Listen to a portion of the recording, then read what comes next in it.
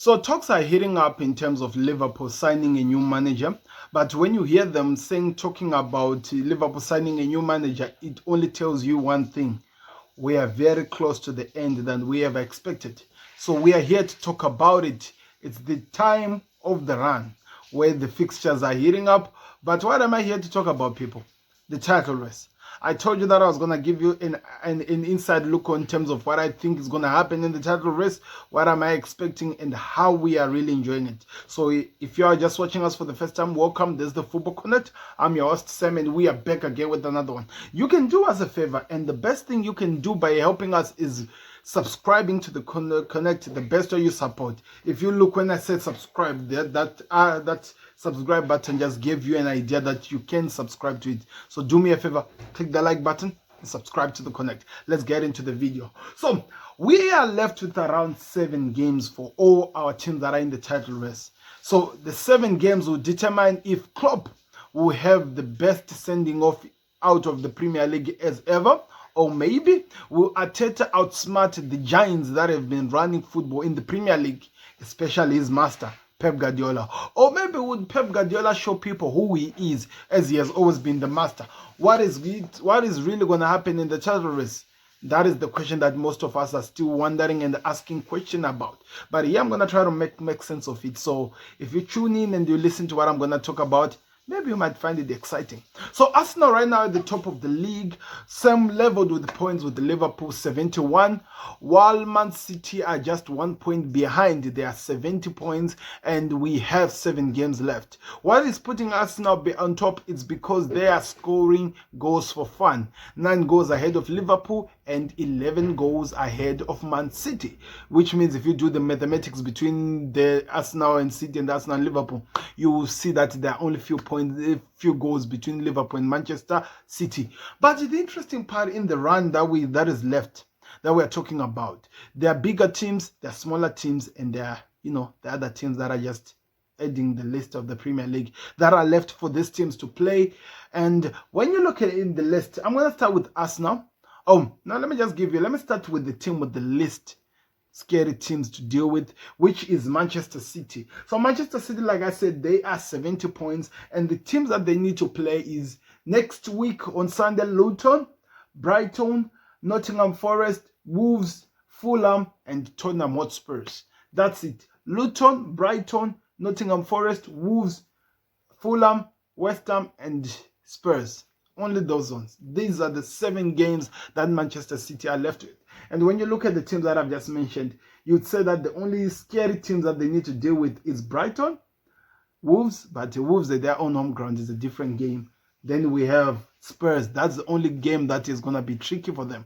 Then when we look at Liverpool, the second team that is now number 2, we are looking at Crystal Palace, we are looking at Fulham, we are looking at West Ham, we are looking at Everton, we are looking at Spurs, we are looking at Aston Villa, then lastly Wolves.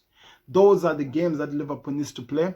Crystal Palace, Fulham, Everton, West Ham, Spurs, Aston Villa, and Wolves.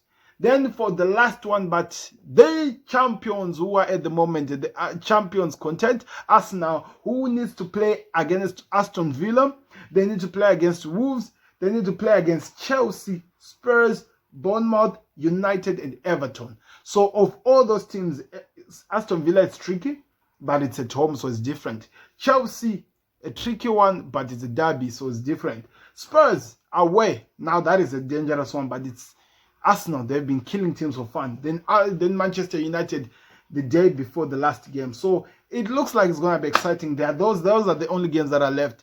But who will win the Premier League? Now, if I'm to predict by my heart, I would say Liverpool. I want my heart to be right because I'm a Liverpool fan. But when you look at how things are turning up, when you look at how the title race has been going, the team that has been on form is actually Arsenal.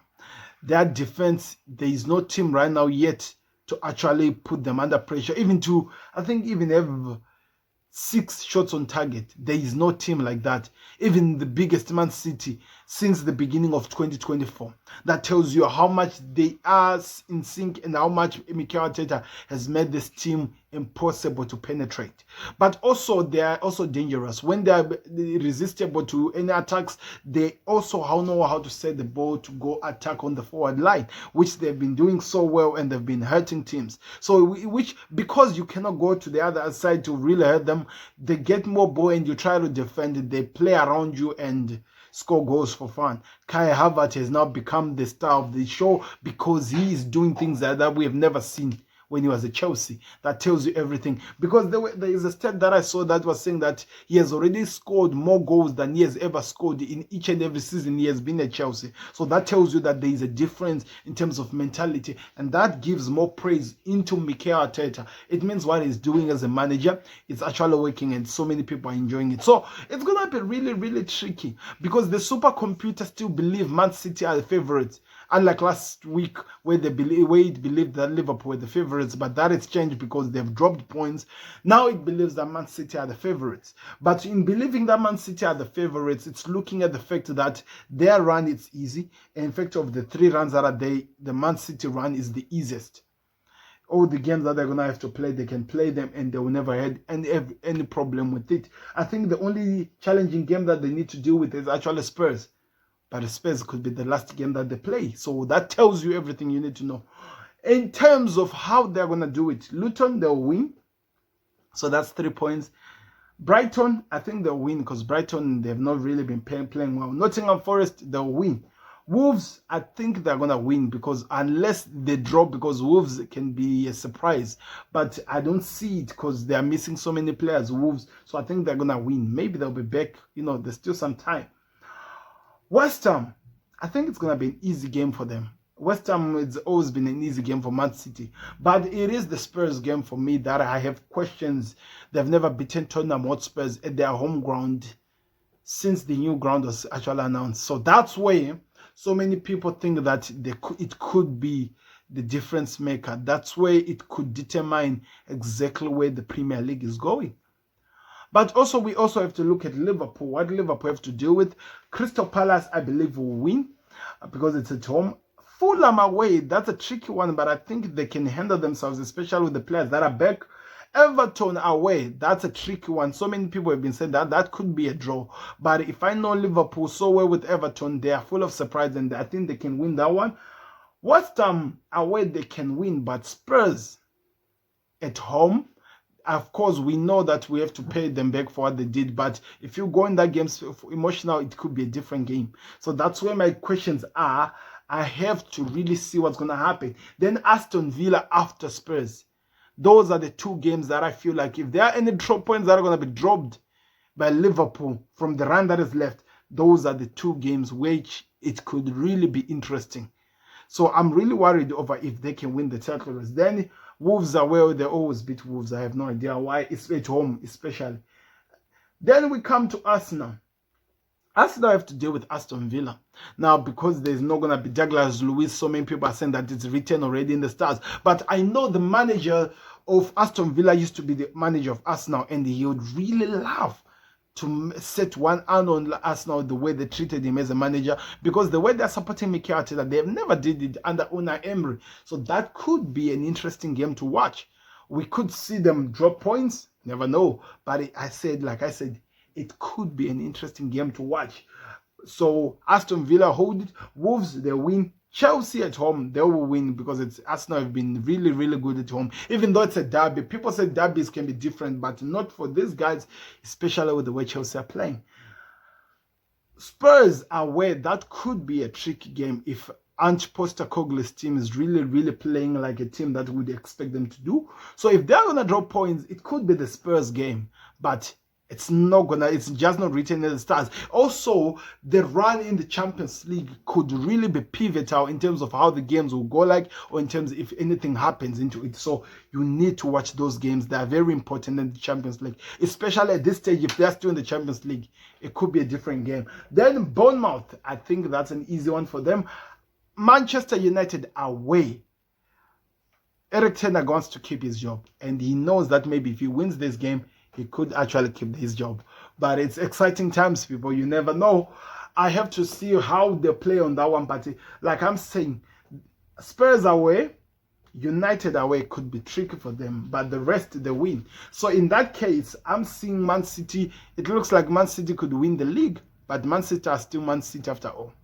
They have done this always. They know how to get to this final end. They know how to get something and win in the end of the day. But Liverpool can also surprise you, especially with the Spurs games being the way it is right now. They want to bring back something back for Spurs. They want to hurt them. So that's why it could be exciting. And also hearing from Spurs fans, they are willing to let this one ride, especially if it means Liverpool are taking the title away from Arsenal. I don't know. I'm just saying that's what the supporters are saying. It doesn't mean that's what's going to be also in the game when it's being played. So it's going to be interesting to see how that one goes. But the games that I'm going to tell you people to circle for all these teams is Spurs away for Man City, Liverpool, the Spurs and the Aston Villa games, Spurs circle those ones. For us now, it's going to be United and Spurs, even Aston Villa.